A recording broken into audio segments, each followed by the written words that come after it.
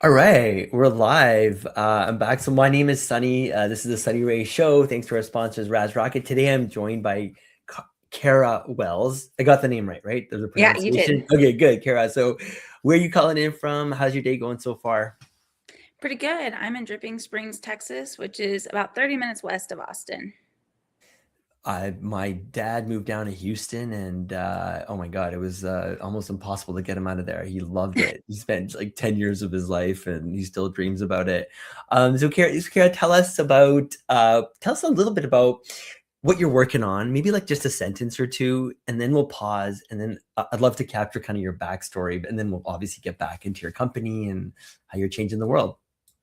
Awesome. So I am founder and CEO of Genesis, and we do software solutions to evaluate embryo health.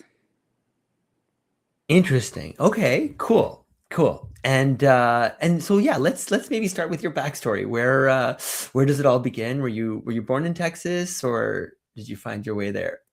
No, I'm born and bred in Texas. I'm actually originally from the Houston area. My parents are both oil and gas engineers, and I really had no ties to agriculture or even like biomedical industries. But I fell in love with horses at a young age. My parents fostered that passion of mine. They bought me a horse, and then that led me to pursue a degree in animal science. And somehow I wound up working in an undergraduate research lab doing research on embryos and reproductive physiology work.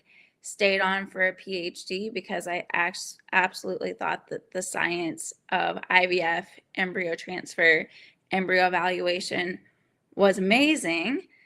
Moved to the Austin area to be with my husband, and started doing human IVF for a little while, but I just got stuck on problems that I saw in the industry that led me to walk away from that, walk away from all the research I did in my PhD to start Genesis. Fascinating. That's really cool.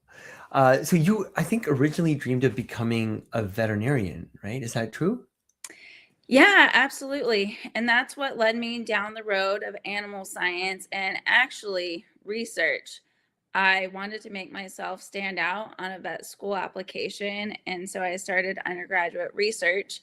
I went to the first professor that really allowed undergraduates into his lab. And I learned about embryos in both animal IVF situations and human IVF situations. And I started doing this work on breeding animals, where I found out that unlike veterinary medicine, where we might be putting dogs down over $300 problems, the breeding side of the industry was a little bit happier. There's a lot more scheduled. There's no 2 a.m. emergencies on the reproductive side, but all the patients, these are multi-million dollar horses. These are very expensive bulls. They're healthy. They have nutritionists. They have experts around them at all times. And their owners are very well educated because they're investing a lot in these animals. So I just thought it was a really fascinating and happy side of the animal health industry. So I decided to stay. Interesting. Interesting.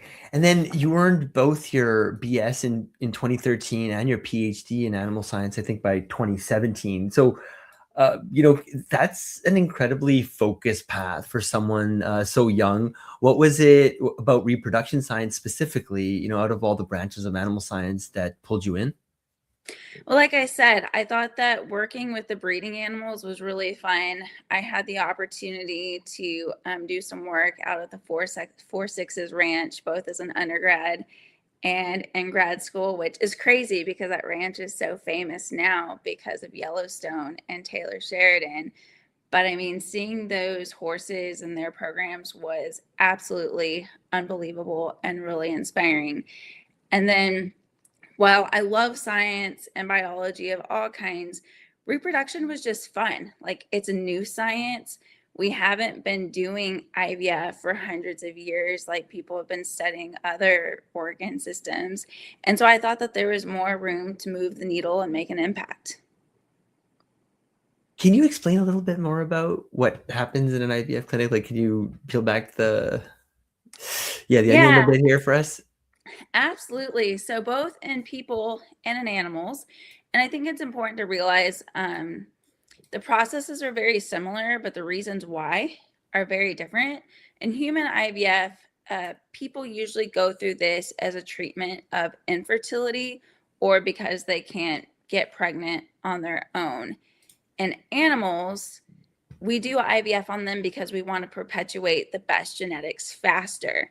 So, like a male can breed as many females as he wants in a given year, but females might have great genetics too, like in cattle, say for milk production or feed efficiency, but she's limited by her own biology. She can only have one calf per year. But with IVF, we can take eggs out of those superior females, fertilize them with sperm from the best bulls, and put the embryos in a lower quality surrogate so we can perpetuate those genetics much faster. So those are kind of the differences, but procedure wise, it's pretty much the same. You're going to work with that patient or that donor female. They are going to extract the eggs from her ovaries, take them to an IVF lab where they are fertilized with sperm. They're going to watch these embryos grow for several days, and some will stall out, some will never fertilize. And then in cattle, this is day 7, humans, this is day 5. You should have a cohort of multiple embryos. Now, at this point, the embryologist is going to look under the microscope at these embryos and grade them based off of visually apparent characteristics. They'll say, hey, how symmetrical are the cells? What's the color? Is there fragmentation? And then they'll make that subjective analysis and decide which one should be transferred, which one should be frozen, and which one should be discarded. And this is highly subjective. I mean, that's really just that embryologist's opinion of that egg. And it's a huge decision to make. And there's a lot of money sunk into these processes at that point. And so the problem that I identified in this space is that about 20% of embryos that get transferred either into people or animals are actually dead or dying at time of transfer. So the hypothesis years ago was perhaps objective technologies can better evaluate embryo health, especially with advances in machine learning, AI, computer vision, optical and imaging equipment. And then people can make more informed choices about which embryos are the healthiest so we can get these patients and these animals pregnant faster. Okay, I'm picking up what you're putting down. This is kind of crazy. So can you dig into that, double click a little bit? So, like, what does deep learning and machine? I mean, people are now obviously aware of ChatGPT and all of this, but like, how are you training these models? Like, are you like what? Yeah, just maybe talk a little bit more about how you're using AI, Absolutely. and also maybe segue that into so what? Like, meaning, how does this affect humans? Yeah. So AI is not magic. It's really just pattern recognition and large volumes of data. We couldn't just say, hey, AI, here's an embryo, tell us if it's healthy or not. We actually had to go back to the basics, collect the data ourselves, and train these models. And so, ideation for what we do now, which actually we take 30-second videos of embryos and we run machine learning models on these videos frame by frame, use the AI to see the cellular activity that's captured in real time in these videos. And based on those signatures of life that are captured in those videos, the AI can look at those patterns of cellular activity and predict which ones are alive and which ones are actually dead or dying in that moment. And so collecting this data was probably one of the biggest challenges that we had. Like I said, AI is not magic. So we had to train the data set ourselves. So we asked ourselves, what is our goal here? And our goal was to select embryos that can make pregnancies and then also identify embryos that cannot make pregnancies. So we decided to go to the cattle world first because IVF is used in high volume on some of these farms to breed their animals. And so we could get large quantities of data. So we worked with different embryologists and veterinarians, asked them to record a 30-second video, which is their phone mounted to a microscope, of every embryo that they transferred in their practice, and then self-report the ultrasound or calving results on those animals so we could train these machine learning models based on actual pregnancy outcomes that actually have a chance of making a pregnancy. And so we've done this on over 60,000 animals at this point, and we've started to do it in other species like horses, small ruminants, and now even human IVF. And so now, because we've trained these models to understand patterns associated with embryos that make pregnancies and those that don't, when our machine learning program sees a video of an embryo that it's never seen before, it can look through that video frame by frame and then predict a pregnancy probability and say, hey, this embryo has more characteristics like embryos that made pregnancies. We think that it has a 70% shot. Or, hey, this embryo has signatures like embryos that never made pregnancies, and we think that this embryo only has like a 2% chance of making a pregnancy.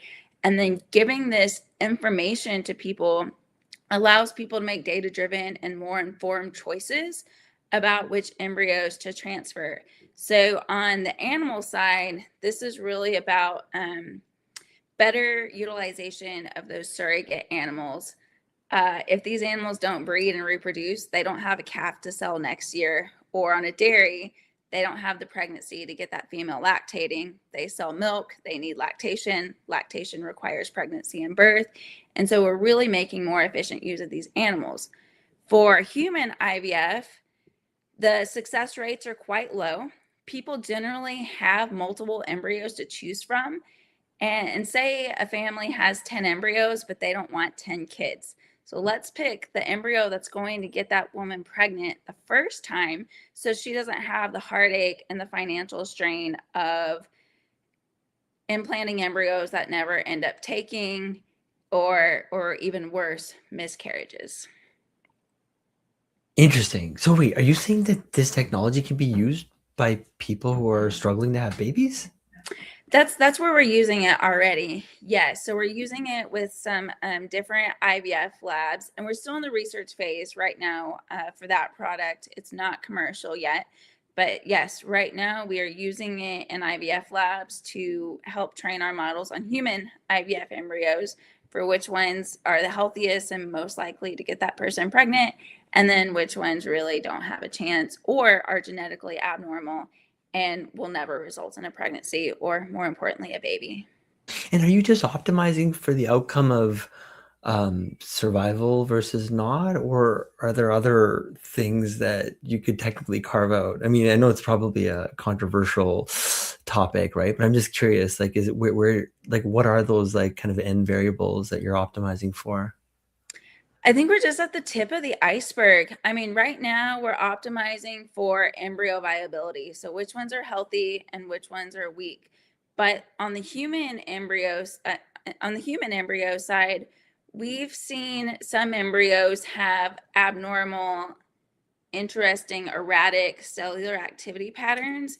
And when we followed these embryos through, we found out that they actually have chromosomal abnormalities that are either going to never result in life, or if they do, result in a lower quality of life. So we could Hey, help people. Kara, I don't know if I told you about my guest, my host Hi. here. Yeah, he makes special appearances, especially on this topic. This is one of his favorite. Yeah, this is He looks Danny. like a healthy embryo once He upon a looks like time. a healthy embryo. Yeah, he does. um, hey, you know, when I was reading about your story, the most incredible, it was probably one of the most incredible origin stories I've come across with your chance encounter on an airplane with Dr. Kimberly Graham. So can you talk a little bit about that? That was fascinating. Sure. So this was about 2017. I was wrapping up my PhD, and I wasn't really sure where I was going to take my career. I loved the science. I didn't really know that I wanted to be in academics. And I felt like my decision to go to grad school was an effort to pursue learning and not necessarily a pursue a job. And so I used grad school to kind of like buy some time and learn as much as I could while I figured out the career piece of it. And when I got when I graduated, I realized that I had a super niche degree and there wasn't a lot of demand for a person with skill sets that I created. And I still love the science, but it was kind of devastating because I was like, wow, I just worked really hard for 7 years on this research, and there's no jobs for someone with a PhD in reproductive physiology. And I was on a Southwest flight back when they had open seating, and I sat next to this woman named Kimberly Graham, who had recently moved to Lubbock, Texas, to create a new innovation ecosystem on campus. And so we made some friendly conversation, and I was telling her about my research, how I was graduating, and she was like, "You could start a company." I'm like, "I can start a company? What are you talking about?" She's like, "Yeah, like we have all these entrepreneurial programs. We will help coach you. We'll help get you some seed funding. We'll teach you how to pitch to investors. Like you should join one of my programs." And at first I thought she was a little crazy, but she was really passionate and she seemed really confident. And my first job with a PhD, I was making $21 an hour doing human IVF. And I was like, maybe she's right. Maybe I should start a company and take ownership in my intellectual property and really create something that can have a meaningful impact that I can call my own, that can be a career doing exactly what I want to do. So I stayed in touch with her, and she's actually one of my best friends to this day. We talk not frequently enough, but we actually were chatting the other day, and she's been a great source of inspiration and a mentor to me. She's now Chief Innovation Officer at Tulane, but she took me under her wing. She got me into the NSF I-Core program where I learned about customer discovery, and then she got me some more non-dilutive funding, and then she coached me to win about $2 million at pitch competitions. So that was a great boost for an early stage startup. I love that story. Hey, Carrie, you've also said something really powerful. You said that you can't reason with unreasonable. After your first company dissolved, what was the hardest part? Was it the loss of the technology itself, the loss of friendships, the loss of identity as someone who had already succeeded? I mean, yeah, what were you feeling at that time? All of the above. So actually that first company that I started was the one that Kimberly Graham helped me start. And I started it Hmm. myself and three friends. And we got the intellectual property from the university to go forward with that. And we had team issues. Like, when friends start a business, you think everything's going to be rosy, but when real challenges start to come in, like funding, like ego, like who's, going to get to pitch to this investor? Should it be the inventor? Should it be the CEO? Should, it be a team and a collaborative effort? We started butting heads, and then the university actually worked against us. Um, I ended up having to sue my alma mater and my professor, the one that I mentioned that I worked in his undergraduate research lab, because they were putting up barriers for me to go forward. They were sabotaging my work. They were preventing me from career opportunities. They were preventing my startup from getting key funding and going forward. And I fought that with no win for me before the lawsuit happened for over a year, going to meetings, compelling my case, showing letters of intent from customers, proving why I should be the entrepreneur to commercialize this technology. And after wasting a lot of time and a lot of money, I realized, you know what? I'm fighting an uphill battle. Entrepreneurs need support. They don't need barriers, and you can't reason with unreasonable. Like, if these groups are so greedy if it's all about money and they can't come to terms that a startup company with no money can't afford, then what are we even doing here? And so I finally had to accept that as kind of a hard reality in this world. And I said I'm never working with university IP ever again. If I commercialize anything ever again, it will be with intellectual property that I own with no infringement or overlap on anybody else. And then that's when I started mGenesis in 2020 with an idea that was fresh, new, innovative, and really didn't have any crossover with anything that I'd worked on in the past. Very cool. Very cool. And then comes what I think is maybe one of the most fascinating, pivot moments, right? So it's, what is it, February 2020? You're sitting in the airport, completely deflated after you watch a TED talk. What made you? Was there like some video or something that kind of sparked a lot of this? Um, so actually someone randomly sent me this TED talk and I mean, like good things happen to me in airports, I've realized. I have a lot of like delays and bad things happen too, but I've had some great opportunities happen to me in airports. But yeah, I was just, randomly sitting waiting for my flight and I watched a TED talk about video motion magnification, and it was a technology developed at MIT that amplified micromotions and video data. So the example that I thought was really cool was I took a video of a man's face. He looked just like you right now, but when you use this filter, you could see his skin turn red and blue as his blood became oxygenated and deoxygenated. And I was like, this is super cool. If embryos are living and growing dynamic organisms, their cells are dividing, they're differentiating, they're going from one cell to a fetus to a baby over a span of several months. We know that these cells are super active. And so that was the aha moment that I had where I was like, oh my gosh, if we could analyze real-time video, then perhaps we could have this objective, quantitative way to evaluate embryos that I've been looking for an aha moment to come to me and to find. And so I showed that video to a veterinarian who I was friends with. He started recording cattle embryos in his lab in the Texas Panhandle. And we bought the filter. Some of the embryos moved, some of them didn't. We didn't know what that meant. So we transferred all the embryos. Anyways, 35 days later, we had pregnancy outcomes, and we found out that fast and slow embryos didn't make pregnancies and average ones did. And we were like, wow, this is like the proof of concept that we need to go win some money so we can be an investable company one of these days. I love that. Kara, we're kind of at the end of our time, but I wanted to give you at least a minute or two to just maybe double click on mGenesis and the product and the vision there. And yeah, help me land this plane. Awesome. Yeah, really appreciate your time today. So yes, mGenesis is a software company selling software to evaluate embryo health in real time with just 30-second videos recorded on a smartphone mounted to a microscope. We are commercially available in cattle, but we're working to scale into other species like human IVF to have to help people build their families.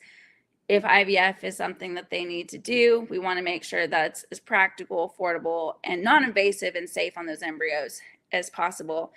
But other passion projects that we're using this for would be endangered species conservation. We have technologies that give objective data about these embryos' development in real time, and we believe that it can be used to troubleshoot some of these processes that we really don't know a whole lot about, like such as how do we culture a white rhinoceros embryo or a Grevy's zebra or one of the other 30,000 species on this planet that are going extinct under our very nose. And another pipe dream that I have is looking at mammalian embryo development space. I think we're interestingly sitting on this tool that can easily and cost effectively give a lot of insights. And so I want to get involved as much research as possible so we can make the world a better place. Well, this has been an amazing interview. I only got like halfway through all my questions. I had a whole bunch on the company itself. So maybe we'll do a part two if you're up for it. And thank you. You've been Absolutely. gracious with your time. And thank you all for tuning in. Awesome. Have a great day. Thank you. Cheers. Kara, maybe hang back for 1 second. Let me